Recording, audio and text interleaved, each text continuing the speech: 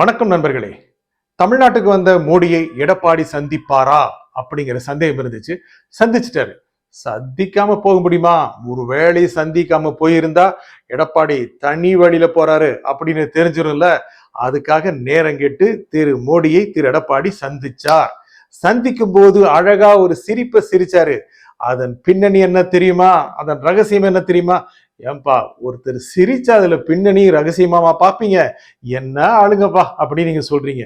அப்படி இல்லைங்க, ரெண்டு பேரும் சந்திக்கிறதுல சிரிப்புல எந்த அளவுக்கு மீட்டர் அளவுக்கு சிரிப்பு இருக்கு, எந்த மில்லிமீட்டர் அளவுக்கு சிரிப்பு இருக்குங்கிறதுலயே மொத்தமும் வெளியே தெரிஞ்சிருது இல்ல.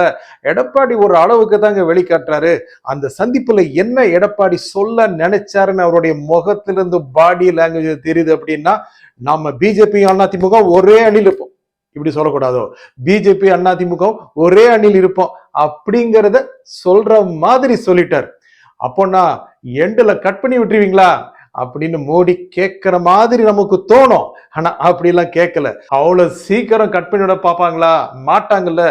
அதுவும் எடப்பாடியோட சிரிப்புல தெரிஞ்சது. அப்பன என்ன மேட்டர் இருக்கும்? தமிழ்நாட்டுடைய நலத்திட்டங்கள் பற்றி ஒரு மனு கொடுத்தாரு. இப்படி தாங்க அரசியல்வாதிகள் சந்திக்கும் போது தமிழ்நாட்டு நலன் பற்றி பெரிய லிஸ்டா கொடுத்திருக்கேன் அப்படின்னு நமக்கெல்லாம் சொல்லுவாங்க. இவங்களுக்கு இருக்கிற ஐடியாவே தனி, லிஸ்டிலே இல்லாத விஷயங்கள்லாம் வரும். அதுல என்ன சொல்லி நினைச்சிருப்பாரு?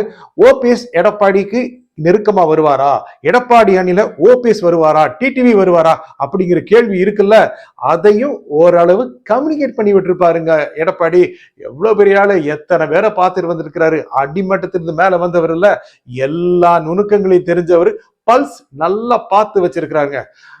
ஓபிஎஸ் திரும்ப திரும்ப கேட்டார், எனக்கு வாய்ப்பு கொடுங்க, சந்திக்க வாய்ப்பு கொடுங்க மோடி. நோ நோ நோ அப்படின்னு அனுப்பிச்சிட்டாங்க. இதுல எடப்பாடி என்ன அளவுக்கான கை ஓங்கி இருக்குங்கிறத காமிச்சாரா அப்படிங்கிறது இருக்கு. எடப்பாடிய இப்போதைக்கு நல்ல புக்ஸ்ல வச்சுக்கலாம், கொஞ்சம் சந்தோஷமா வச்சுக்கலாம் அப்படின்னு பிஜேபி நினைக்குது. அதனால தான் ஓபிஎஸ்க்கோ டிடிவிக்கோ அழைப்பு விடுக்கல. அப்போனா அவங்களுக்கு கழட்டி விட பாக்குறாங்களா அப்படின்னு நினைக்கலாம். அப்படிதான் பல செய்திகள் உலவுது. அவ்வளவு சீக்கிரம் விட மாட்டாங்க.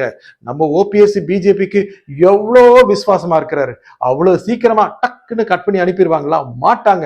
ஆகையால என்ன நினைச்சிருக்காங்கன்னா, ஐயா ஓபிஎஸ், ஐயா டிடிவி கொஞ்சம் தொலைவில் இருங்க, எடப்பாடி மட்டும் பக்கத்தில் இருக்கட்டும், தேர்தல் வரும்போது பார்த்துக்கலாம், எடப்பாடியை ஒரு வட்டம் கட்டுனா ஆட்டோமேட்டிக்கா உள்ள வச்சுக்கலாம் அப்படிங்கிறது பிஜேபியோட திட்டமா இருக்கும். அதுக்குள்ள பேச ஆரம்பிச்சிட்டாங்க. ஓபிஎஸ் பிஜேபியில் இருக்கக்கூடாது, பண்ருட்டி ராமச்சந்திரன் பிட்ட போடுறாருங்க. கூடவே இருந்து இப்படி பண்ணா எப்படிங்க? ஓபிஎஸ் விஜய் அணிக்கு போயிருவாரு, டிடிவி விஜய் அணிக்கு போவார், போக வாய்ப்பு இருக்கு.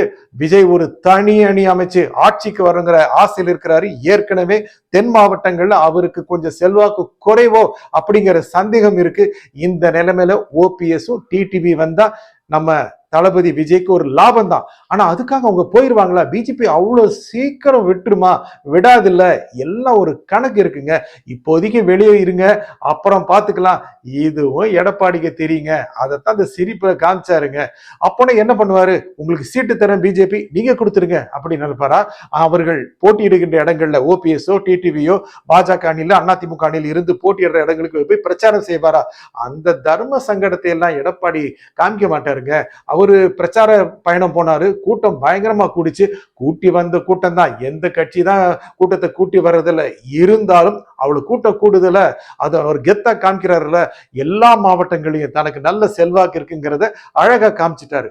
ஆனா அடுத்த தேர்தல் வரைக்கும் என்ன ஆகும் சொல்ல முடியாது இல்ல. பாஜக என்ன கணக்கு போடுது அப்படின்னு இப்போதைக்கு தெரியாது. அதைத்தான் அந்த சிரிப்பு காமிச்சது. ஐயா நல்ல கணக்கா போடுங்க அப்படின்னு எடப்பாடி வெளியே காமிக்கிறாரு.